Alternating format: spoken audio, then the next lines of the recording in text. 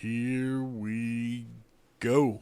Welcome to Death Do Us Part podcast, hosted by my wife Jamie. Hello. And myself, Mark. Welcome all again. So, tonight we're going to do like a mini episode. Yeah, we A nugget. had nothing else better to do, so just kind of a little mini. Yeah. It's a little short one, but that's okay. That's what she said. So, we're getting everybody's suggestions. Yes, we are. We are going to add music as soon as I can figure out how to do that. My guitar shredding. Yes, your guitar shredding. We also got another list from Jason of suggestions, and these ones are like stellar. Like, I think I'm just going to work my way down the list because they're good. And he said he totally fanboyed it when we mentioned him. So hope he fanboys it again. So we're working on some stuff. We're trying to get our shit together, but I mean, really, it's us. Violet had some good ones too. Yes, Violet has her own special case coming up soon, just for her. Yep. So we're trying to get it together. Yeah. I mean, I don't think we ever will, but No. I mean, we're trying, and that's the point, right? Yeah, sure. So what do you got? today I have the story of April Millsap. Okay, never heard of her. Yeah, I don't think it was a well-known case. But Where did this happen? this was in Michigan. So April Millsap was born January 2nd, 2000, which makes me feel old as fuck because that's the year I graduated high school. Me too. She was an only child and lived in Armada, Michigan with her mom, Jennifer, and her stepdad, David. This was a small farming community about an hour north of Detroit. And by small, I mean small. It was 1 square mile, which I'll be honest with you, I don't know how fucking big that is. It's small. Okay, and about 1,700 people. Yeah. Their police department reflected this. They only had 2 full-time officers and 10 part-time officers. Yeah, which is pretty- not yeah, uncommon. pretty standard. For a town that big. Her stepdad, David, said, quote, "You live in a small town because that's how you want to live. You think it's safe there, but it really isn't." Ooh. So on July 14th, 2014, April took her dog, Penny, which was her beloved border collie, not booger collie, like Mark thought I said the first time we tried to fucking do this. Took the dog for a walk on a bike path near her house. Booger sounds so much better. The trail was called Come here, you bugger. Macomb Orchard Trail. She took the dog out about 6 o'clock at night, which was pretty normal for her. Her mom got concerned after about an hour because by now she had normally returned. Yeah. She started texting her, and then after about the 3rd or 4th text, she tried to call her and it went right to voicemail. So by nightfall, most everyone in this small town had heard that the body of a teenage girl had been found on the trail. So this is about 3-ish hours after she went out. Yeah. Her friend Serena stated, quote, "I texted all my friends, including April, and April is the only one I didn't get a message back from." Which is a little ominous, obviously. Yeah. So Serena's not the only one who's terrified. April's mom, Jennifer, is also terrified and ends up going to the scene. Yeah. When she gets there, she sees the police, she sees the tape. She is then approached and asked what April was wearing that night when she went for her walk and if she had brought anything with her. Jennifer described her clothing and said that she had brought her cell phone and a black backpack with her. The police went on to explain that there was a man riding his bike on this trail when he saw Penny, the dog, on the trail by herself. He followed Penny a little bit down and saw what he thought was a mannequin. It's never a fucking mannequin. No, Never. There's not going to be a mannequin there. I mean, where would there be a random mannequin? Yeah, right. Yeah. No, dude, it's a body. I mean, I guess that's where normal people's minds go first, is that it's a mannequin. Yeah. Even being from a normal person, like, Well, we're not normal, so we really can't. why is a mannequin on a fucking trail? I don't know. obviously we're going to think body first. And watch, we'll think body, and it is a fucking mannequin. Right. So Penny went farther down into the ditch, and she started whimpering until this gentleman would follow her. So this gentleman was named Matthew, and he said, quote, "Not even 15 feet away from where I was standing in the ditch, there was a girl with her clothes, with her skirt down at her knees and her shirt pulled up above her chest and her head kicked back."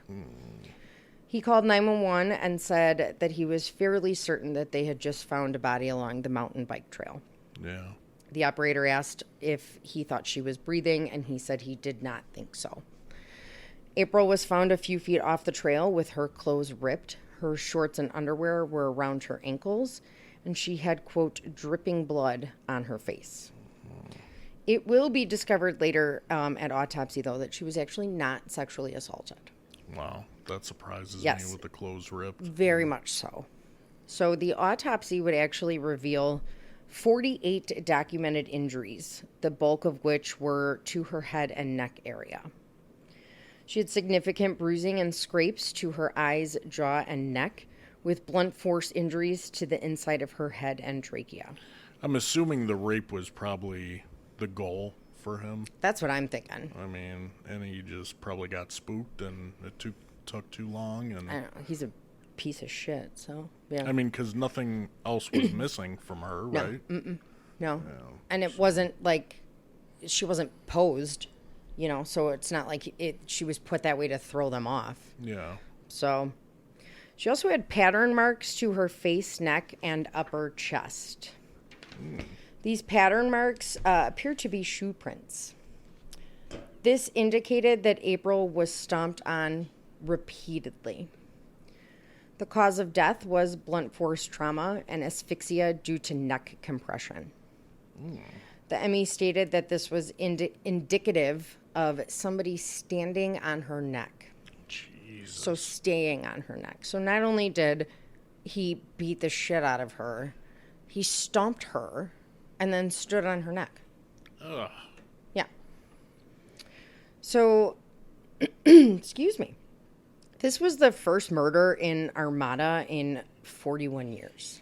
Yeah, I was going to say, with a small town like that and the police department, you know, for people who are, like, unfamiliar with part-time officers, they have another occupation, and they may work at the police department as a sworn officer. You know, they go through the same academy and everything, but they're only working maybe 1-2 days a week. So Steven Seagal was a part-time sworn officer. and I believe he Random was a fact. deputy chief. Yeah. Random fact. But, I mean, those guys, I'm not trying to speak bad against them. They just don't have the experience. They don't have the experience.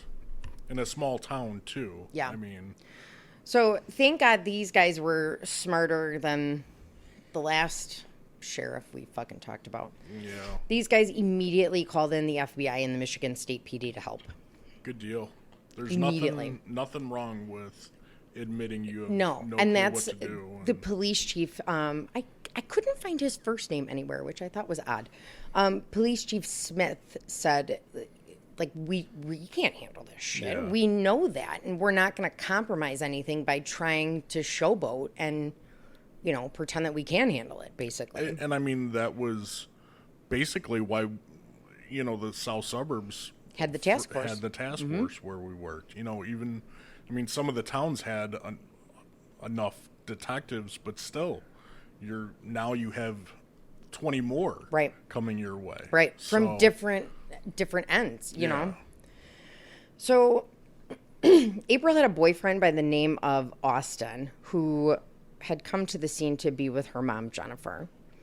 He then tells Jennifer and the police that April had texted him that earlier that evening, but he didn't see the text until about an hour after she had texted him. She sent the text at 6:28 p.m. and it said, quote, "I almost got kidnapped. OMFG." That's not a good text. No. So police confirmed that Austin was actually getting food with a friend at the time, and he passed a polygraph because the fucking polygraph. Again. It's the feds, man, they love them. I don't get it. I don't understand get it. it. So the officers and scent dogs were sent out to try and find April's phone. No, the dogs. There you Right. go. Dude, these dogs can do fucking anything. You know they have Yeah. dogs that can smell bed bugs? What? Yeah. What?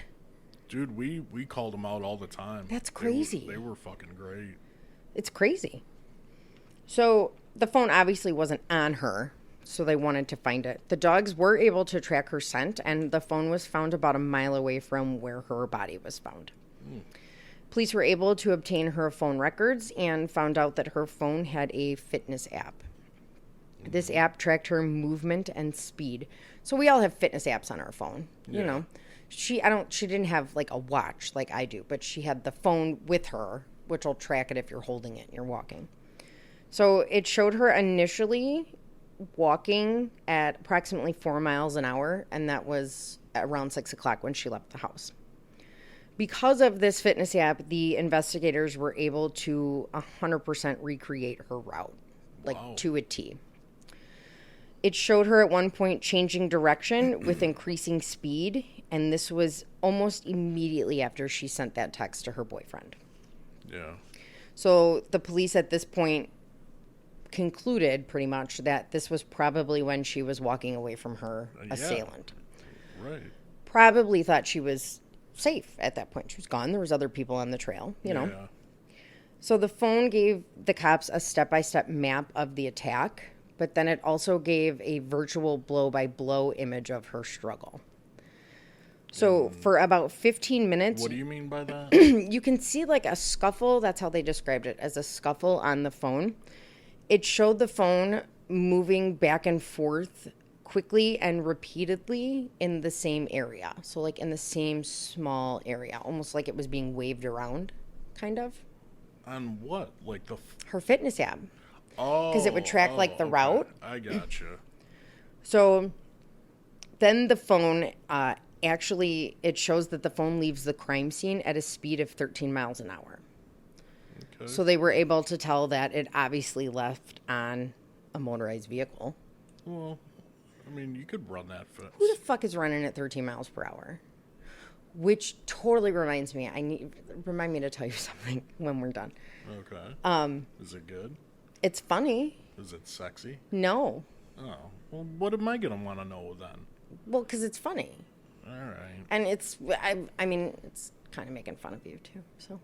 Oh, yeah. I Yeah. totally want to hear it. Hilarious. Yeah. I'll make sure to... I'm writing it down right now. So when the killer left with her phone and her backpack, he unknowingly left digital breadcrumbs. I had to put that in there because I thought that was clever. So the phone is still tracking after he leaves with it. So he did rob her. Well, he I don't know if it was robbed so No, much as he was trying to get rid of shit, but he's not that fucking smart either. Because it's 2014, dude. Come on. Yeah. So more than 100 officers from various agencies went to the trail to try and find people that were there from the day that April was there. Canvas. There you go. Amazing how that worked. Yeah. Several witnesses stated that they saw an angry man on a blue and white motorcycle, who we will refer to as Motorcycle Guy from here on. That's pretty... You're in a small town. Right. That's, On a trail. yeah, that might stick out. Blue and white motorcycle. Everybody noticed him on the trail because motorized vehicles were not allowed on the trail. So, Right. what the fuck are you doing? No. You're on a fucking crotch rocket on a bike trail. You think nobody's going to notice you? Speaking of that, those asshole neighbors. I saw him today. Dude, Yeah. I'm gonna fucking clothesline them. Let's throw a stick out. Like, No, I'm gonna fucking clothesline him. yeah. He goes like fucking 90 miles He's an gonna hour. he's gonna knock over little one from next door. Yeah. Yeah. That's what I'm afraid of. Yeah. But like, dude, fucking go on the street or something. Yeah. Well, they can't. I mean, they shouldn't be on the trail either. I get it. Yeah. But it's pissing me off. So another witness said that she saw April and Motorcycle Guy fighting, but didn't think April was in danger, which kind of pissed me off because you see this girl, and she's a girl. She's only 14. She's not a grown fucking woman. Yeah. She's a girl fighting with a grown-ass man And you're not gonna do anything. on a motorcycle, and you just, she's fucking fine. I feel like that's the world we live in now. You do nothing or fucking take out your cell phone and Right. film. I mean, and I get, like, some people just don't want to get involved because, God forbid, you get involved and you get shot in the fucking head. But you see a girl Yeah. fighting with a grown man. Get close enough to see at least what they're fucking arguing about. Because I guarantee, well, I shouldn't say I guarantee. I would imagine with what they were arguing about not knowing each other that it would have been obvious. Yeah. You know? Yeah. Who the fuck are you? Get away. Right. So, you know. So that, I don't know, that kind of pissed me off. Like, I feel like you and I would intervene. I feel like a lot of people would, Yeah. like us, but I feel there's a whole other portion of people Yeah. that don't give a fuck. They don't want to get involved. Just want to keep to themselves. Yeah. They don't believe fucking anything evil in the world is gonna happen, Yeah. or they just want to fucking film it and upload it. Throw it on YouTube. Yeah. Don't help. Yeah. Yeah. So another witness said that he saw a motorcycle guy standing in the brush because the trail was in kind of a wooded area. Well, that's not creepy. Standing by the parked motorcycle. He said he locked eyes with him, and this guy looked like he had been caught doing something wrong. That's how the gentleman described it. So, Like pulling his wiener out. I or mean, something. oh my God. Yeah. Let's see. Okay. Page 69. No, this one's a short one. Simmer down. And you still have how 9? many pages? Jesus 8. Christ. Shut up. Front and back. Yeah. So this witness who locked eyes with motorcycle guy was able to create a composite sketch, which I'm not a big fan of I'm not either. a fan of the Some of sketches. them are fabulous, and other ones look like a child drew them. Yeah. I'm So- not a fan. And just eyewitness testimony. Is just not reliable. No. So- and the state's attorneys depend on it. If you And guys it's- wanted to get a sketch, would you call out like somebody from state? Because none of you fuckers can draw. I think we did it once, and it was someone from Cook County. I don't think the state did it. I think county, but yeah, I think once. Yeah. And that was it. So the police also used April's phone for the route that was recorded on her phone to see if there was any surveillance video. Yeah. And motorcycle guy was actually caught on camera at 6:49 driving away from the scene, but couldn't be identified because he was wearing a helmet. And I'm surprised there's cameras over there. I know, in Podunk. So Yeah, good deal. a trooper by the name of Raymond Peckman was driving home from work when he... What's his name? Peckman? Say crack. He was driving home from work when he saw a motorcycle that matched the description of motorcycle guy's bike. This was seen in the driveway of a home on Juanita Ridge Road. He took pictures of the motorcycle and the address, went back to work the next day, showed the pictures to his higher-ups, and was given the okay to make contact with the homeowner. Yeah. Which, by the way, like the last 2 episodes, you can hear you spitting every time. I'm sorry. I'm not sorry. I'm gonna keep doing it. So he was given the okay to make contact Can you hear with me breathing? the We should not probably record this late. I'm just saying. Because we're a bunch of fucking idiots when we we are. record this late. So he went and made contact with the homeowner who said that the bike actually belonged to his 32-year-old friend named James Van Callis Jr., who didn't live with him but lived about 40 miles outside of town with his father. But leaves his blue and white bike out in the open. Right, in a town of In a 6 town- people. yeah. Yeah.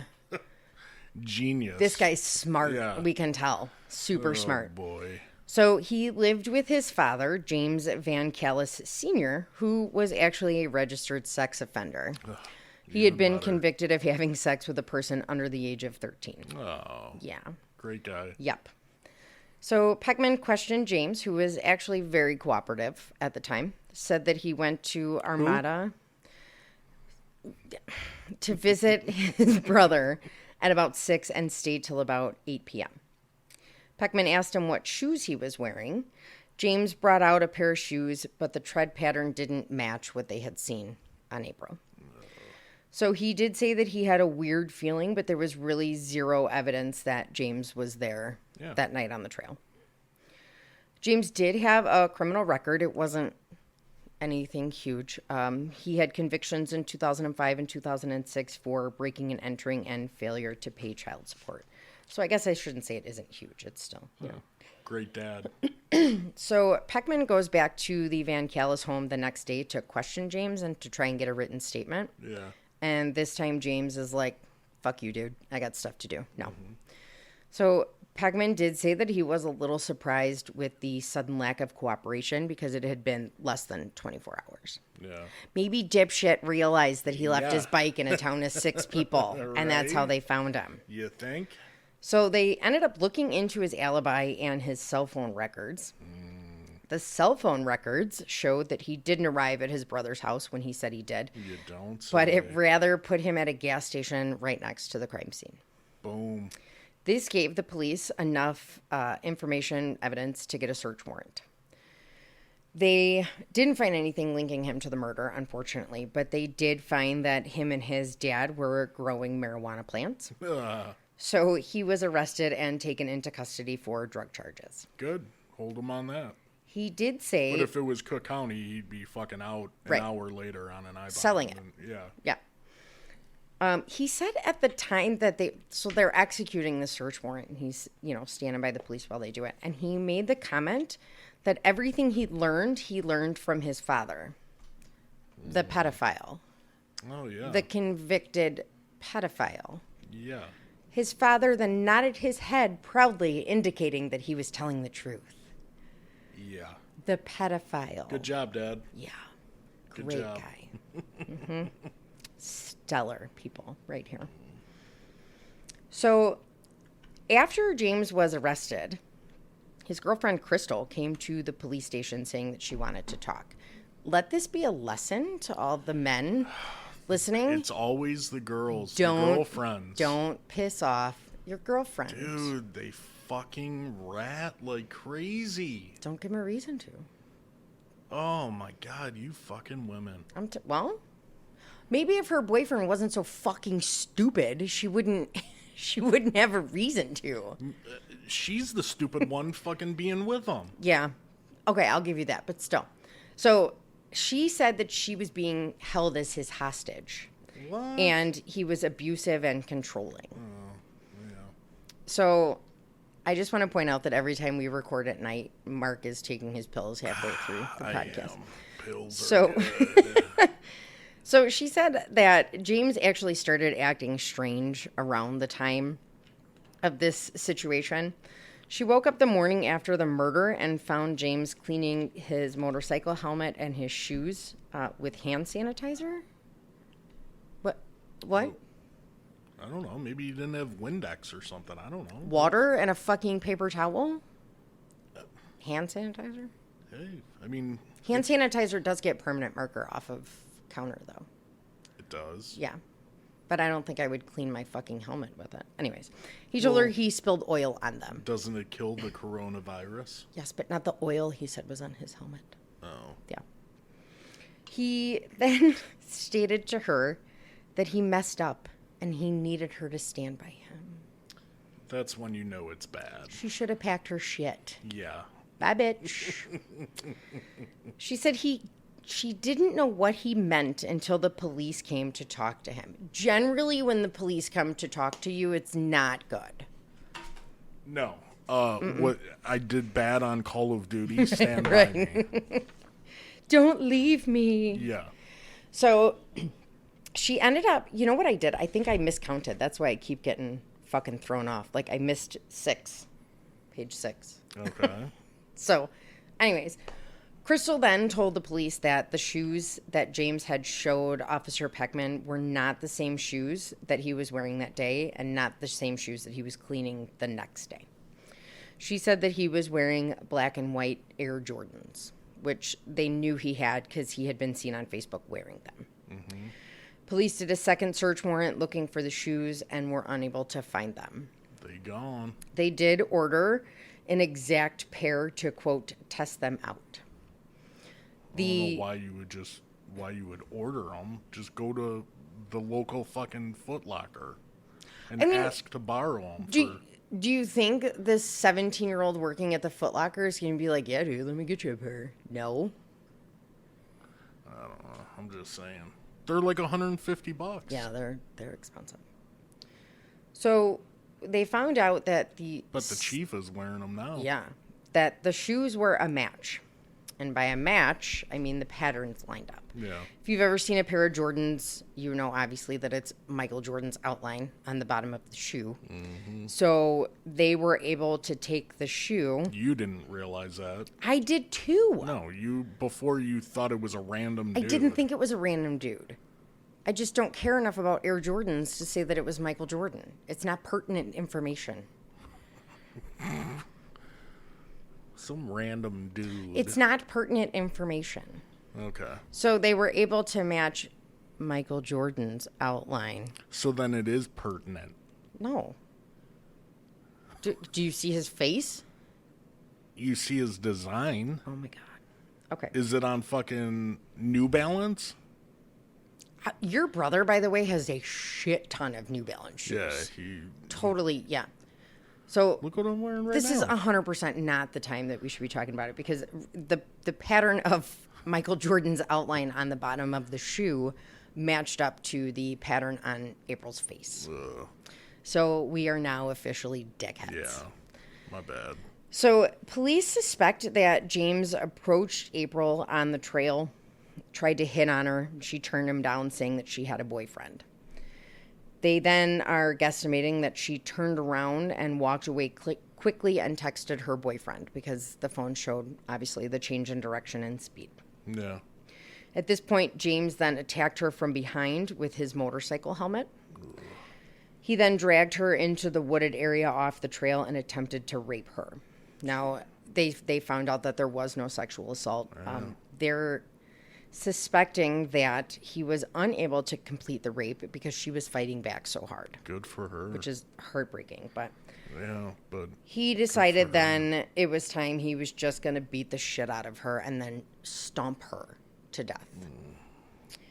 He was arrested and charged with first-degree premeditated murder, felony murder, assault with intent to commit sexual penetration. Now, I have a question. Yeah.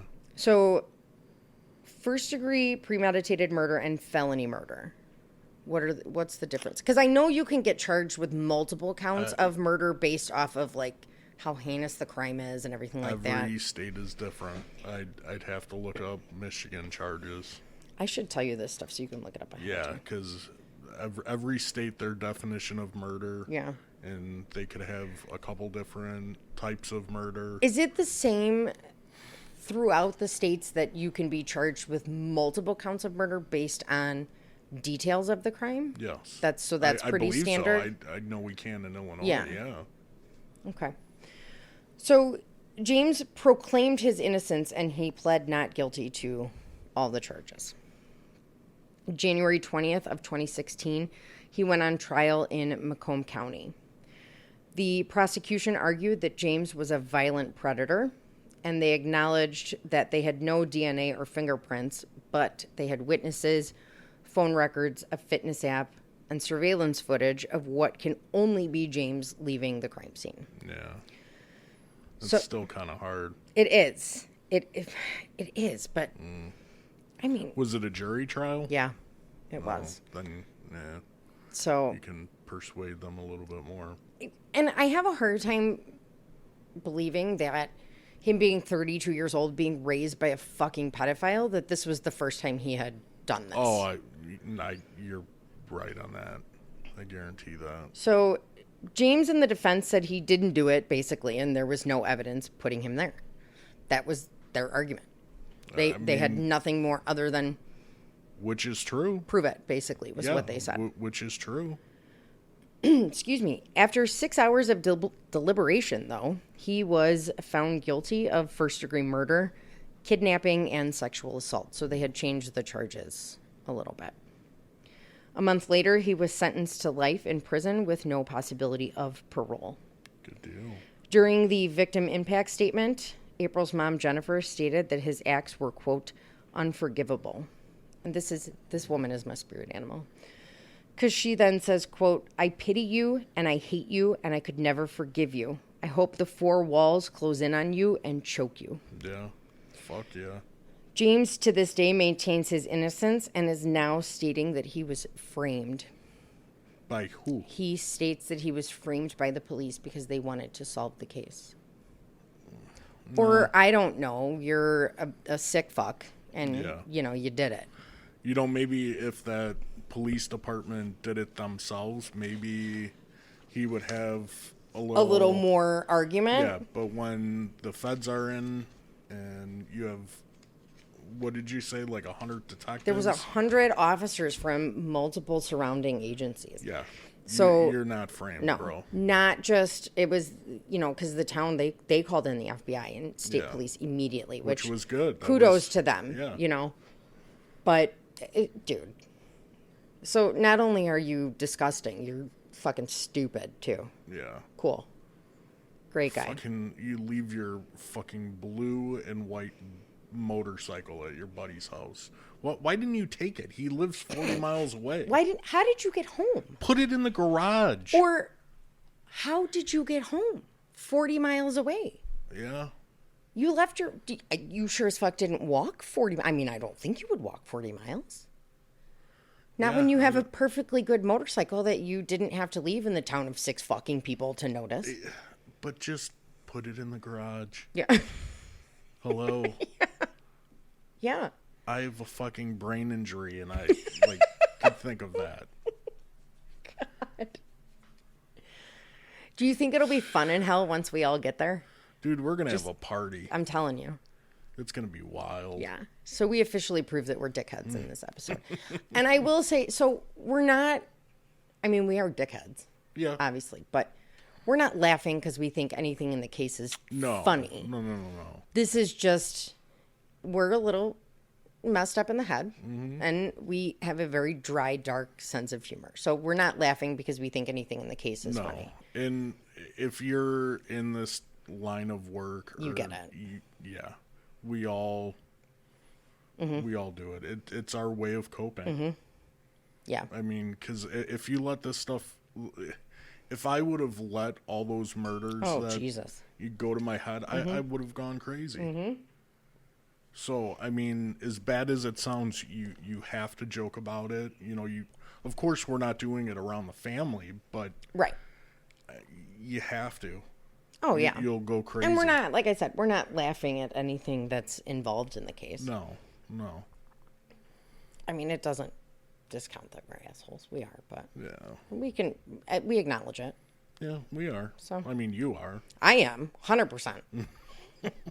Totally know that I am. Just look at your face. I was just going to say my face fucking shows it. Can't hide it even if I wanted to. Yeah. Mm-hmm. Well.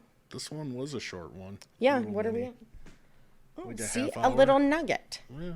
So maybe we'll start doing really I'm trying to get them out as quick as I can. Yeah. So we have a lot out there, but maybe we'll do a couple nuggets every week because I can put it together and it doesn't take me very long. Yeah, that's fine. But we're definitely going to do one, Saturday or Sunday?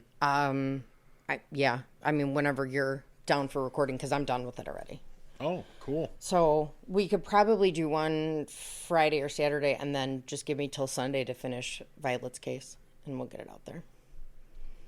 So. Okay. And then we'll try and get our shit together this weekend. Figure out.